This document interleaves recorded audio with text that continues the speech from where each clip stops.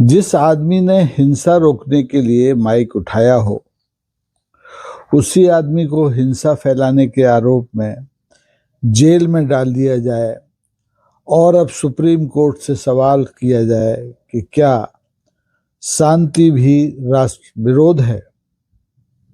नमस्कार, मैं हूँ राकेश अचल और ये है जनता का माउथपीस यानी आपका यूट्यूब चैनल चक्षुदर्शी। आज मैं इसी मुद्दे पर बात करने जा रहा हूँ और ये मुद्दा है सोनम वांगचुक का। सोनम वांगचुक का कोई अपरिचित नाम नहीं है। पूरा मामला आपको कई बार स्मरण कराया जा चुका है।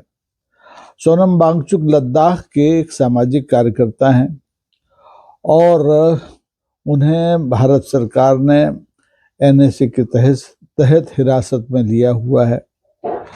उनकी पत्नी doctor Geetanjali Angmo supreme court में पहुंच गई हैं। पिछले कई महीनों से वो संघर्षरत हैं हेबियस कॉर्पस यानी बंदी प्रत्यक्षीकरण याचिका लेकर के। और मतलब उनका सीधा सवाल है कि मेरे पति को किस आधार पर बंद किया गया, किस आधार पर हिरासत में लिया गया। और अभी तक 26 सितंबर से कल 12 जनवरी को इस मामले की दोबारा सुनवाई होगी।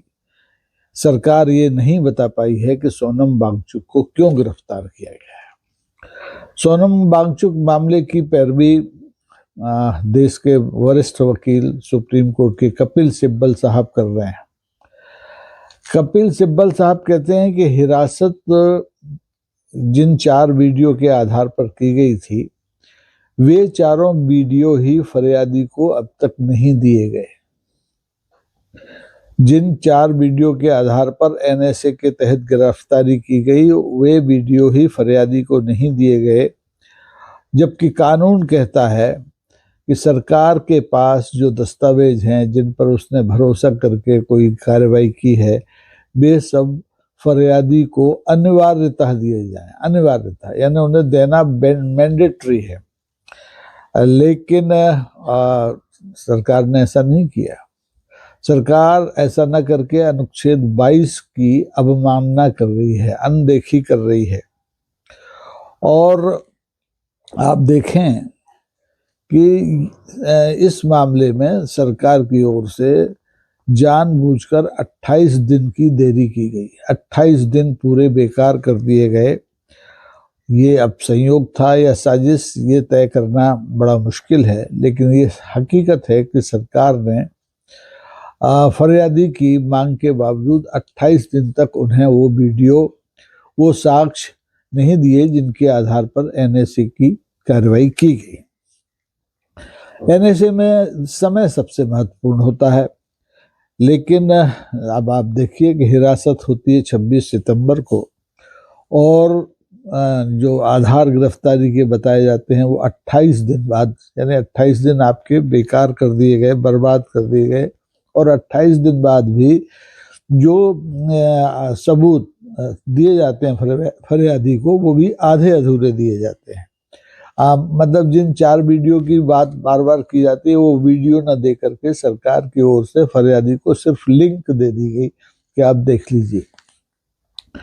अब सवाल ये है कि क्या ये सब कुछ लापरवाही है सरकार की ओर से, या इसे साजिशन ऐसा किया गया कि 28 दिन तक अव्वल तो कोई सबूत नहीं दिए गए, और दिए गए तो आधे अधूरे दिए गए, लिंक दे दिए गए, वीडियो नहीं दिए गए। अब कोर्ट में जब ये मामला गंभीर होता है तो कोर्ट में वो वीडियो चलाया जाता है, शांति का वीडियो, जिसके आधार पर सोनम वांगचुक की गिरफ्तारी होती है। कहानी का सबसे अहम मोड़ यही है।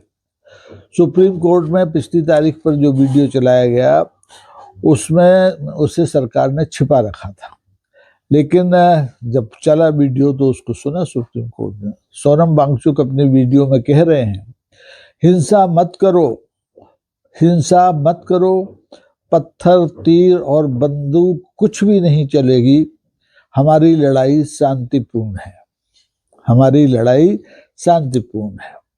अब इस वीडियो के सामने आने के बाद, इस वीडियो के सुप्रीम कोर्ट में चलने के बाद सरकार के हाथ पैर फूले हैं, लेकिन सरकार चाहती कुछ और है करना।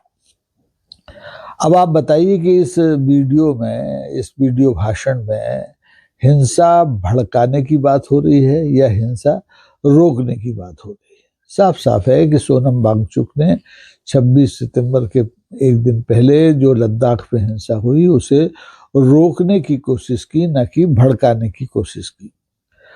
अब जो सोनम वांगचुक की ओर से इस मामले की पैरवी कर रहे हैं कपिल सिब्बल साहब, वो कहते हैं कि जिस वीडियो को एनएसए के तहत हिरासत का आधार बनाया गया वही फर्जी साबित हो रहा है।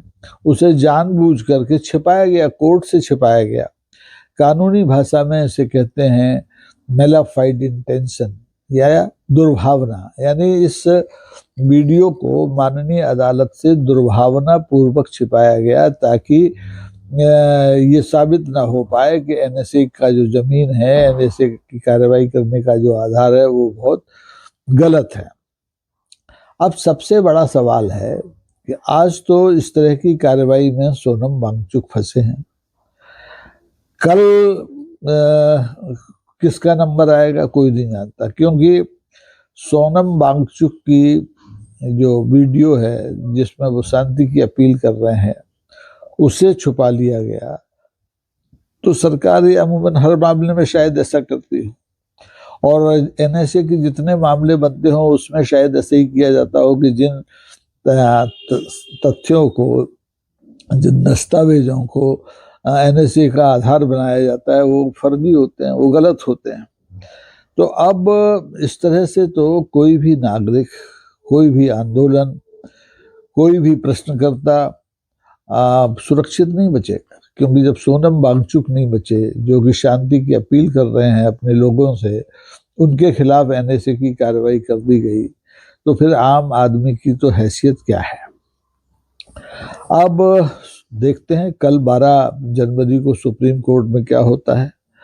कानून भारी पड़ता है या फिर सरकार भारी पड़ती है, सोनम को रिहाई मिलती है या सोनम को सजा मिलती है, ये बहुत महत्वपूर्ण है। क्योंकि पिछले सितंबर से अक्टूबर, नवंबर, दिसंबर और जनवरी 4 महीने से सोनम एक तरह से सरकार के अवैध निरोध में है, जेल में है, और सरकार इन 4 महीनों में सुप्रीम कोर्ट के सामने ये साबित नहीं कर पाई कि उनकी जो गिरफ्तारी का आधार है, एनएसए है, वो बहुत मजबूत है। और अब तो एक तरह से जब ये वीडियो चल गया सोनम वांगचुक की अपील का, तो सरकार की पोल ही खुल गई है। लेकिन सरकार होती है, आसानी से हार नहीं मानती है। तो अब ये तय करना बहुत जरूरी है, ये वक्त भी आ गया है कि इस देश में शांति की अपील करना क्या अपराध है। और इस मामले को लेकर के अब तो मुझे लगता है कि संविधान को भी कटघरे में खड़ा करना पड़ेगा, खड़ा होना पड़ेगा। इस पूरे मामले में आप क्या सोचते हैं, कमेंट कीजिए और इस वीडियो को साझा कीजिए और पता कीजिए कि हकीकत देश के सामने आएगी या नहीं आएगी। आज के लिए बस इतना ही। बहुत बहुत धन्यवाद।